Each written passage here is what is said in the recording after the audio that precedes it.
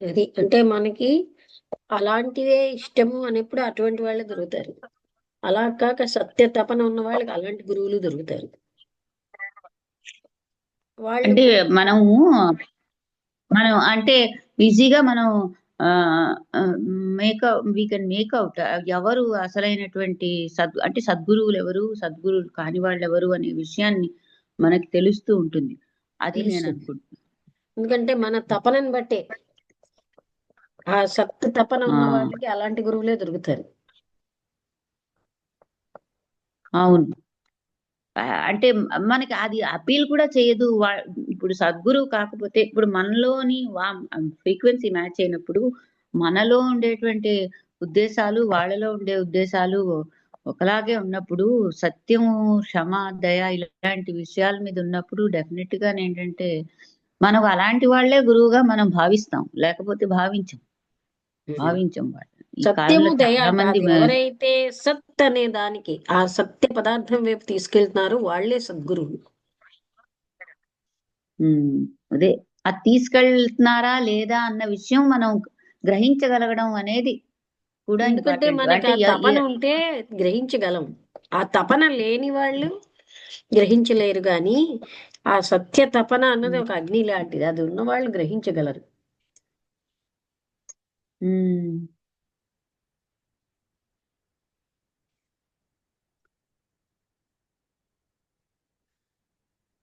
ఆ తర్వాత క్రైస్తవ మతంలో కూడా ఇవన్నీ వాళ్ళు కూడా ఇవన్నీ చెప్పారు. అంటే ముక్తి అని వర్డ్ అని కాదు, లిబరేషన్ అని కాదు, కానీ అవునవును. వాళ్ళు వాళ్ళలో అదే వేరే పదాల్లో. హ్మ్. వాళ్ళు కూడా ఈ విషయాన్ని చెప్పారు. మన దేశం, మన మతం ఒక్కటే కాదు. అంటే అనిబిసెంట్ 6 మతాలు రాశారు. అన్ని మతాలు ఆ సత్యానికే లీడ్ చేస్తున్నాయని. ఉమ్. అంటే ఈ సత్యం ఏది అంటే అందరిలో ఉండేటువంటి ఆత్మ అది ఒక్కటే, వేరు కాదు. రెండోది ఏంటంటే అంటే ఈ మిగతా విషయాలు తెలియదు. మన వాళ్ళు చెప్పినట్టుగా ఈ కృష్ణమూర్తి గారు వాళ్ళు చెప్పినట్టుగా మైండ్ అనేది ఒక రకమైనటువంటి మనని బాగా డిస్టర్బ్ చేసేటువంటి ఎలిమెంట్.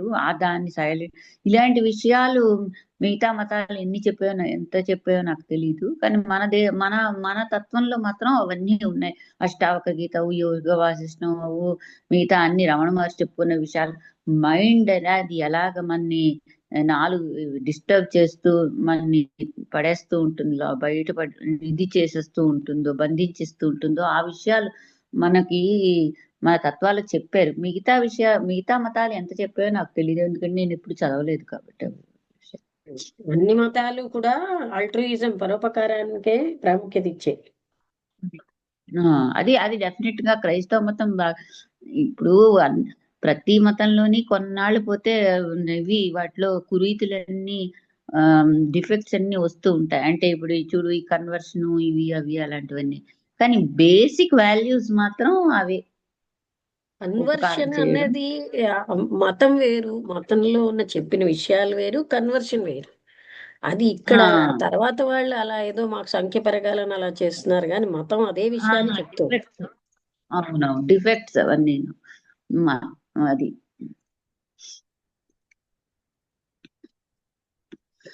ఇంకెవరైనా మాట్లాడతారా?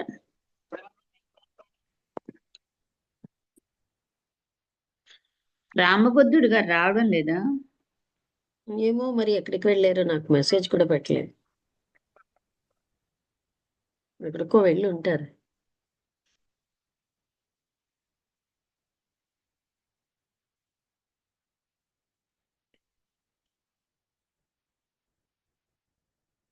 ఇంకెవరైనా ఏమైనా మాట్లాడతారా?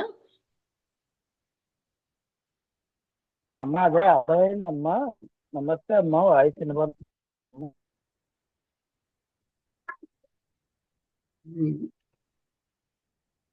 హలో. అదే చెప్పండి. హలో. అమ్మా ఏం లేదమ్మా, అదే హృదయం యొక్క పవిత్రత, నాగరికత అవన్నీ చెప్పారు.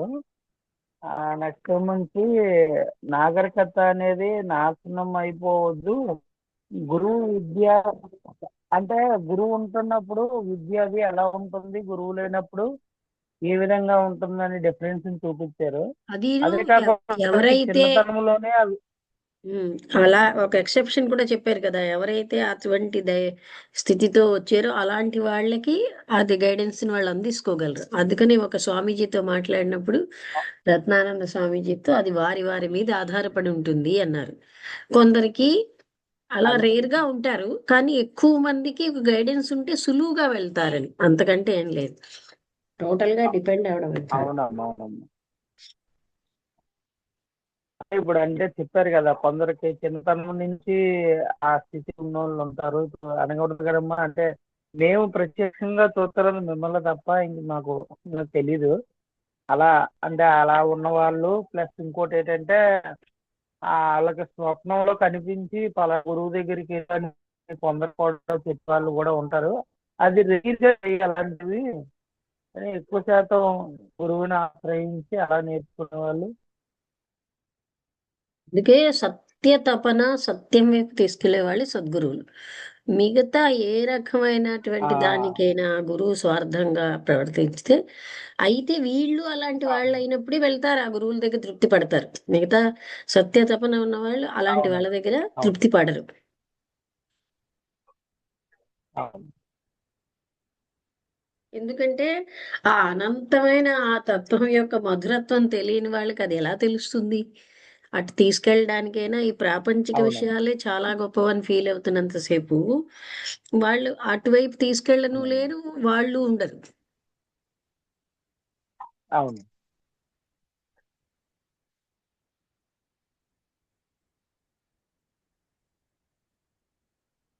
ఇంకెవరైనా మాట్లాడతారు? భానుమతి గారు ఇప్పుడే వచ్చారు.